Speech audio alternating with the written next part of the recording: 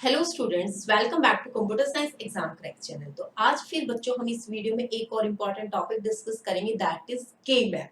देखिए, के मैप यानी कि कार्नो मैप। ठीक है, ये टॉपिक जो मोस्टली स्टूडेंट्स को लगता है कि आसान टॉपिक है और बच्चे कर भी लेते हैं, लेकिन जब आप कॉम्पिटिटिव एग्जाम की प्रिपरेशन कर रहे होते हैं या थोड़ा सा क्वेश्चन जो दूसरी फॉर्म में आ जाता है, वो भी हम डिस्कस करेंगे किस तरीके से क्वेश्चन जो एग्जाम में पूछे जाते हैं। तो बच्चे क्या होते हैं, कंफ्यूज हो जाते हैं और उनका आंसर रॉन्ग हो जाता है। तो बच्चों, आज हम के मैप के बारे में डिटेल्ड में डिस्कस करेंगे। इजी क्वेश्चन से लेकर टफेस्ट क्वेश्चन जो पॉसिबल है आपके के मैप से, वो सारा हम इस वीडियो में डिस्कस करेंगे। तो इसलिए इस वीडियो को लास्ट तक देखिएगा, और अगर बच्चों वीडियो पसंद आता है तो इसे लाइक शेयर कमेंट करने में कंजूसी मत कीजिएगा। और चैनल को अगर सब्सक्राइब नहीं किया है तो जल्दी से चैनल को सब्सक्राइब कर दें, ताकि आने वाले वीडियोस का नोटिफिकेशन आपको मिलता रहे। तो बच्चों, चैनल को सब्सक्राइब करने के लिए आपको बेल आइकन को भी प्रेस करना पड़ेगा, ताकि आपको सबसे पहले नोटिफिकेशन मिल जाए जब मैं कोई वीडियो अपलोड करूं तो। ठीक है, तो बच्चों चलिए स्टार्ट करते हैं के मैप से। बेसिक डिस्कशन से स्टार्ट करेंगे। के मैप यानी कि कार्नाउ मैप। क्या बोलेंगे इसको? कार्नाउ मैप। और इसे क्यों बोलेंगे कार्नाउ मैप? क्योंकि जो के मैप को इंट्रोड्यूस किया था वो कार्नाउ, कोई रिसर्चर था, उसने किया था। उसकी नेम के कारण इसको हम कार्नो मैप कहते हैं। ठीक है, दूसरा क्या है बच्चों, यहाँ पर मैंने कुछ यहाँ पे ये ब्लॉक डायग्राम बना रखा है। इससे आप समझ गए होंगे, जिनको पहले से के मैप आता है, कि क्या चीज है। देखिए, मैंने यहाँ पर क्या किया, ए बी ऊपर लिखा और ये सी डी लिखा। ठीक है, और यहाँ पर ये मैंने कुछ नंबरिंग असाइन की हुई है, 00011110, इस तरीके से 00011110। ठीक है, और एक बच्चों ये रिप्रेजेंटेशन है, ए भी मैंने यहाँ पर नीचे लिखा और सी डी मैंने ऊपर लिखा। ठीक है, तो जो सबसे पहला कंफ्यूजन है, पहला कंफ्यूजन क्या है कि जब आपको एग्जाम में क्वेश्चन पूछा जाता है, कई बार ऊपर ए बी लिखा होता है, नीचे सी डी लिखा होता है। ठीक है, और कई बार ए बी नीचे है, ऊपर सी डी है, तो बच्चों उसको हम कैसे रिप्रेजेंट करेंगे? ठीक है, तो देखिए, जब ऊपर आपका ए बी है और नीचे आपका सी डी है, यानी कि इस तरीके से आपको आना है, और वर्टिकल जो है आपको यहाँ पर एंट्रीज फिल करनी है। जब आप वर्टिकल एंट्रीज फिल करते हैं तो बच्चों ये क्या हो जाएगा, 0 हो जाएगा, ये 1, ये 2, 3, 4, 5, 6, 7, 8, 9, 10, 11, 12, 13, 14 और 15।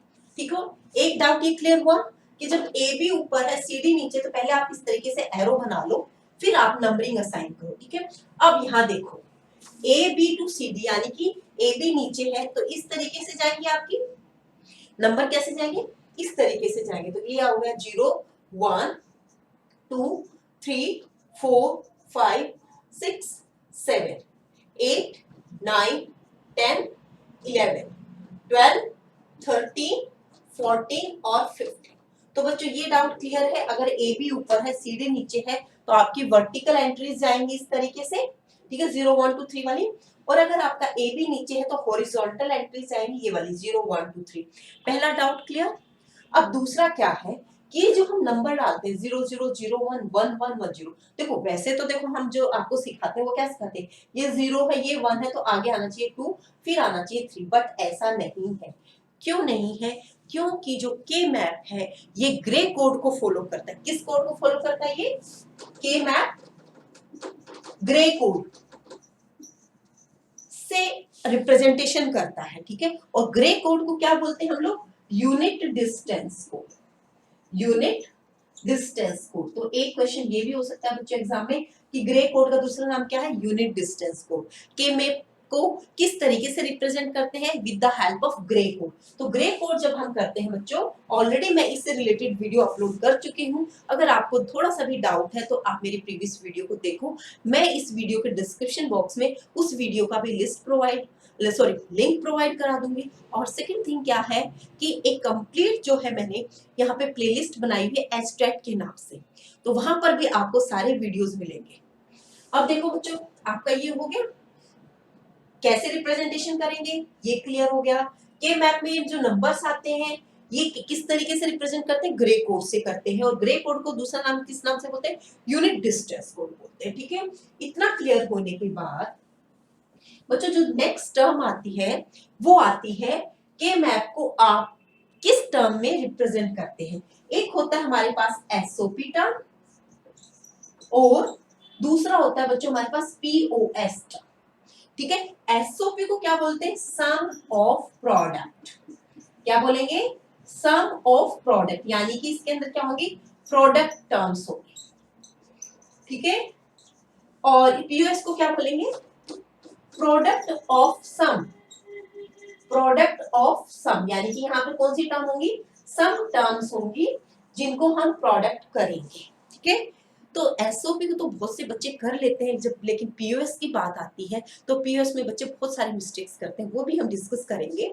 अभी हम क्या करें, एसओपी को हम बोलेंगे सम ऑफ प्रोडक्ट, जिसमें प्रोडक्ट टर्म्स होंगी, लाइक जैसे आपका A B plus B C, इस तरीके से जो टर्म होंगी वो आपकी सम ऑफ प्रोडक्ट यानी कि एसओपी फॉर्म में होंगी। और जो आपकी इस तरीके से टर्म होंगी A plus B C plus D, तो बच्चों ये क्या होंगी, आपकी पीओएस फॉर्म में होगी। क्लियर।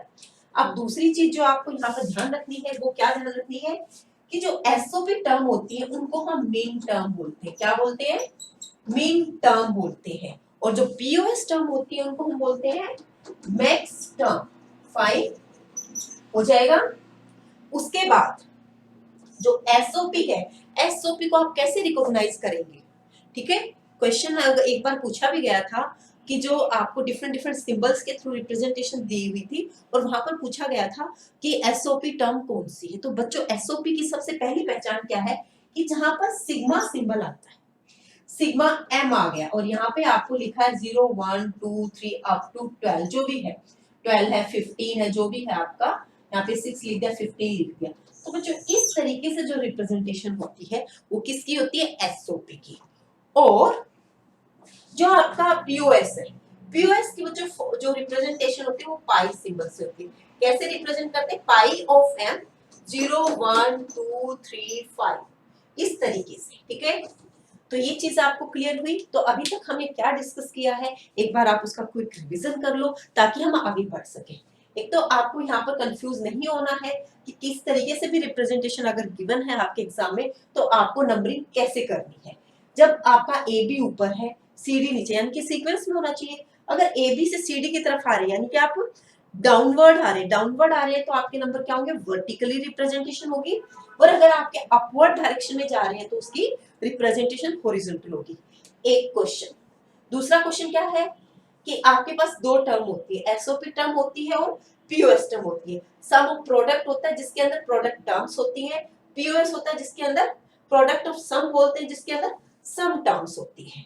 एग्जांपल मैंने बताया था यहाँ पे पीओएस का, तो मैंने लिखा हुआ ए प्लस बी और सी प्लस डी, और यहाँ का मैंने रब कर दिया बच्चों, ये होगा A B plus C D, ये आपका एसओपी फॉर्म है। दूसरा तरीका क्या है एसओपी फॉर्म को पहचान करने का, कि जहां पर सिग्मा और एम लिखा है। ठीक है, एम का मतलब होता है मेन टर्म। ठीक है, तो मेन टर्म ये लिखे सिग्मा के साथ तो उसको एसओपी बोलेंगे। जहां पर पाई के साथ कैपिटल एम लिखा है यानी कि मैक्स टर्म, उसको आप पीएस फॉर्म में बोलते हैं। एसओपी का दूसरा नाम क्या है, मेन टर्म। पीएस का दूसरा नाम क्या है, मैक्स टर्म। इतना क्लियर हो गया। अब आगे देखते हैं। क्वेश्चन दिया गया है फंक्शन एबीसीडी, फंक्शन होते हैं ये एबीसीडी, और उसको रिप्रेजेंट किया इसे सिग्मा एम से, और आपको ये वैल्यूज दी। तो इससे क्या पहचान में आया आपको कि क्वेश्चन क्या पूछा गया है, आपको एसओपी फॉर्म में आपसे क्वेश्चन पूछा गया है। तो इसको आप इजीली सॉल्व कर लेंगे। देखो कैसे करते हैं। यहाँ पर देखो कोई आपको के मैप बना हुआ नहीं दे रखा, इसलिए आपकी मर्जी, आप इसको जैसे भी सॉल्व करें। ठीक है, तो इसको हम ऊपर ए बी लिख देते हैं, नीचे हम सी डी लिख देते हैं। ऊपर लिखा तो यानी कि हॉरिजॉन्टल है, ये 0 ये 1 ये 2 ये 3 4 5 6 7 8 9 10 11 12 13 14 और 15। और यहाँ पर बच्चों 0 0 0 1 1 1 1 0, ये क्या लिख दी मैंने, ये इनकी वैल्यूज लिख दी है। ठीक है, और एक चीज तो मैं बताना भूल गई कि के मैप को आप क्यों यूज करते हैं। के मैप को आप एक एक्सप्रेशन अगर आपको टफ दिया गया होता है उसको सिंप्लीफाई करने के लिए हम के मैप को यूज करते हैं। अगर सिंप्लीफिकेशन के लिए आपको एक बहुत बड़ा एक्सप्रेशन दिया गया है तो आप उसको इजीली के मैप से सॉल्व कर सकते हैं। तो इसलिए सबसे सिंप्लीफाइड फॉर्म कौन कर सकता है, के मैप। ये भी आपसे एग्जाम में क्वेश्चन पूछा जा सकता है। ठीक है, अब देखो बच्चों, अब आपके पास वैल्यू गिवन है 0, यहाँ पे मैंने 1 कर दिया। फिर 1, फिर 4 पे, फिर 5, फिर 10, 11, 14 और 15 बच्चों ये, ठीक है। इस तरीके से आप फिल कर लेंगे। अब आपको पता है कि के मैप के अंदर सबसे बड़ा जो हमारा होता है वो तो हम अगर आपके सारे के सारे कॉलम भरे हुए होते हैं, ठीक है, तो एक ही उसका आप ग्रुप बना देते हैं, ग्रुपिंग पे होता है इसमें हम सबसे छोटा जो बनाते हैं उसको हम पेयर बनाते हैं, उसके बाद आप क्वाड बनाते हैं, ऑक्टेट बनाते हैं, ठीक है। ठीक है, तो उसमें आपके पास पेयर बनाएंगे तो दो आपके पास डिजिट अगर कंटिन्यूअस में है तो आप उसका पेयर बना देते हैं। फिर आपके पास नेक्स्ट आता है क्वाड बनाते हैं, 4 डिजिट अगर आपकी कंटिन्यू मिल जाती है उसका क्वाड बना देते हैं, और अगर आपको 8 डिजिट मिल जाती है उसका ऑक्टेट बना देते हैं बच्चों, ठीक है। तो इस तरीके से आप इनकी पेयरिंग करते हैं। अब देखो इस क्वेश्चन में एक आपका क्वाड यहाँ बन रहा है, एक क्वाड आपका यहाँ बन रहा है, बहुत आसान सा है, कर लोगे आप इजीली। अब इसके आपको अगर एक्सप्रेशन लिखना हो वो कैसे लिखेंगे, ठीक है। अब समझने की बात क्या है कि आपने क्वाड तो बना लिया, अब आप उसका एक्सप्रेशन कैसे लिखेंगे। अब देखो यहाँ पर आपका 0 0 है और ये आपका 0 1 है, कौन सी बिट जो है आपकी चेंज हो रही है बच्चों, 0 0 तो सेम रह रहा है, आपका जो है बी चेंज हो रहा है, यानी कि जो आपका स्टेबल है उसको आप यहाँ पर लिख दोगे, यानी कि ए बार, देखो ये क्या है ए बार बी बार, ये है आपका ए बार बी, ये है ए बी और ये है ए बी बार, ठीक है। ये है आपका सी बार डी बार, सी बार डी, सी डी और सी डी बार, ठीक है, ये हो जाएगा।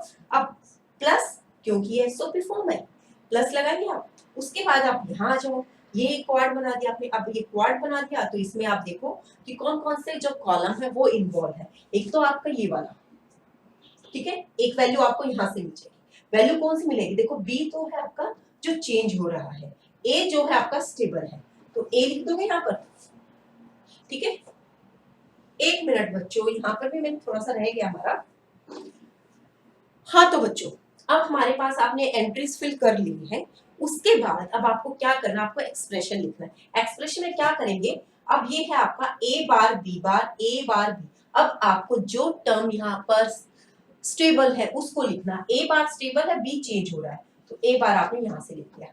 उसके बाद ये जो है ये दो कॉलम जो है ये आपके इन्वॉल्व है इसमें। अब देखो सी बार जो है वो स्टेबल है और डी चेंज हो रहा है तो आपको जो चीज स्टेबल है वो लिखनी, बीच में क्या है प्रोडक्ट आएगा, क्यों आएगा प्रोडक्ट, क्योंकि एसओपी फॉर्म है इसमें प्रोडक्ट टर्म्स होती है, ठीक है। फिर प्लस आएगा सम ऑफ प्रोडक्ट, प्रोडक्ट टर्म्स का सम करेंगे आप, ठीक है। अब आपके पास एक और क्वाड है, इस क्वाड में कौन कौन से कॉलम इन्वॉल्व है, एक तो ये वाले और एक आपके ये वाले, ठीक है। अब इसमें देखो आप ए जो है वो स्टेबल है, ए लिख दिया, बी की वैल्यू चेंज हो रही है आप उसको नहीं लिखेंगे। उसके बाद आपके पास ये चीजें हैं, यहाँ पर सी आपका स्टेबल हो रहा है, सी को आप लिख दो, डी जो है जो चेंज हो रहा है बच्चों उसको आपको लिखने की जरूरत नहीं है, जो वैल्यू स्टेबल है आप उसी को लिखेंगे। तो ये आपका किस फॉर्म में आ गया, ये आपका एसओपी फॉर्म में सिंपलीफिकेशन आ गया है, ठीक है।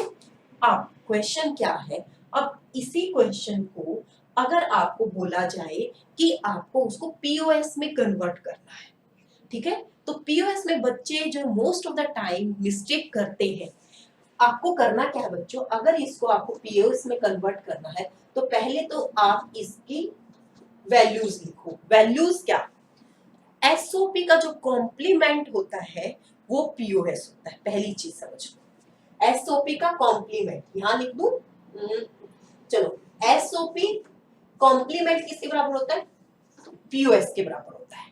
दूसरा आप यहाँ पर एक चीज भी और भी समझेंगे कि जो यहाँ पर आपका जीरो है, जीरो को आप एसओपी में किससे रिप्रेजेंट करते हैं, कॉम्प्लीमेंट से, लेकिन ये क्योंकि इन्वर्ट है उसका तो जीरो होगा आपका विदाउट कॉम्प्लीमेंट और वन होगा with the help of complement, ठीक है। जो तीसरी चीज है बच्चों वो क्या है कि यहाँ पर आप 1 1 की एंट्री करते हो, वहां पर आप 0 0 की एंट्री करेंगे।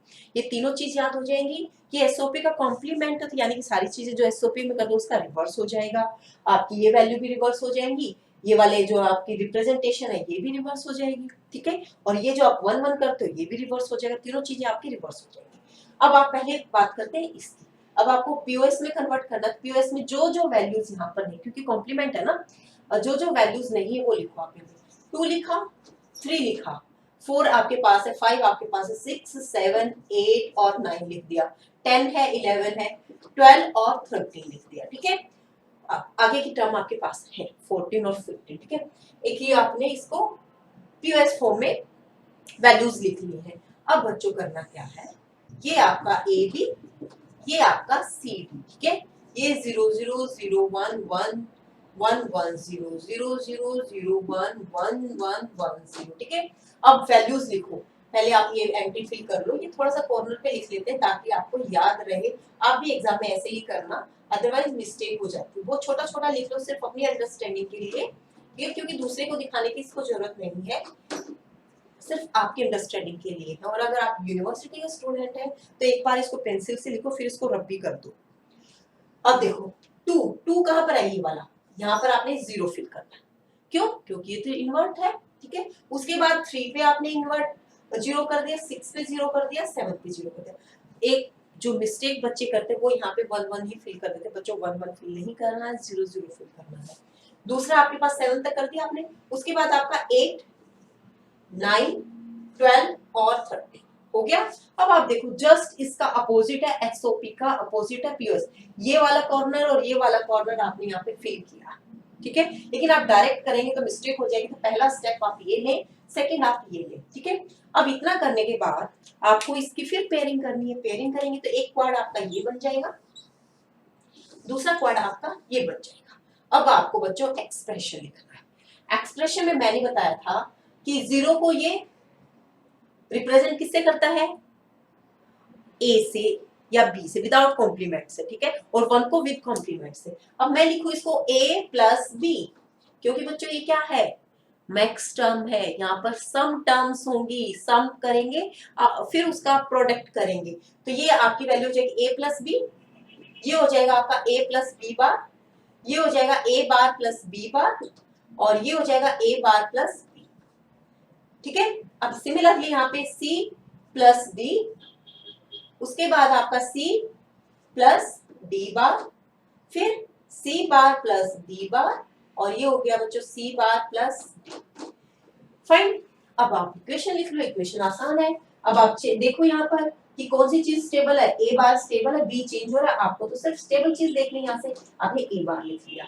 अब ये इस साइड देखो cd के कौन कौन से रोल्स को ये इन्वॉल्व कर रहा है, ये 0 1 और 0 1 को कर रहा है। आपको देख रहे होगा 0 जो है स्टेबल है, और 0 और 1 ये जो d की वैल्यू वो चेंज हो रही है। तो आप यहाँ पर लिख देंगे प्लस, फिर लिख देंगे c, ठीक है।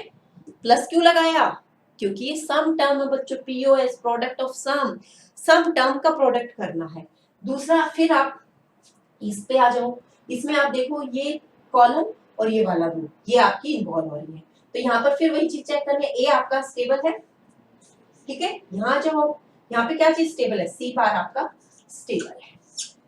तो बच्चों ये चीज आपकी यहाँ पर हो रही है। तो अब आप देखो सी बार आ गया यहाँ से आपका, और यहाँ से आपका ए बार आ गया, ए आ गया, ठीक है।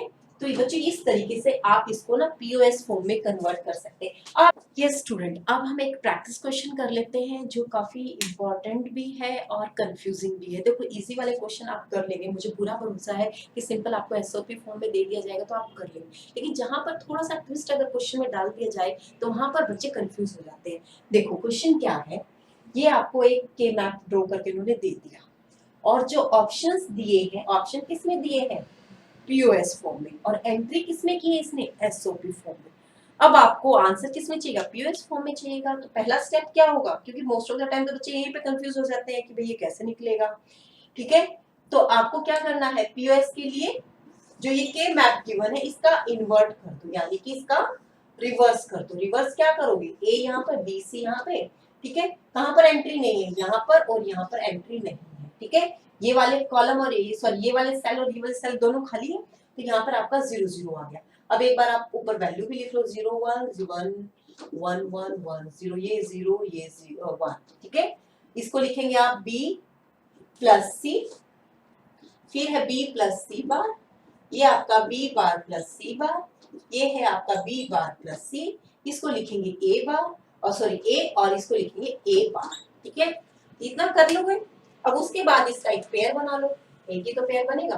पेयर बना लिया आपने, अब इसको एक्सप्रेशन लिखना है। एक्सप्रेशन क्या लिखोगे, b जो है ये चेंज हो रहा है, c बार आपका स्टेबल है, तो आपने यहाँ पे c बार लिख दिया।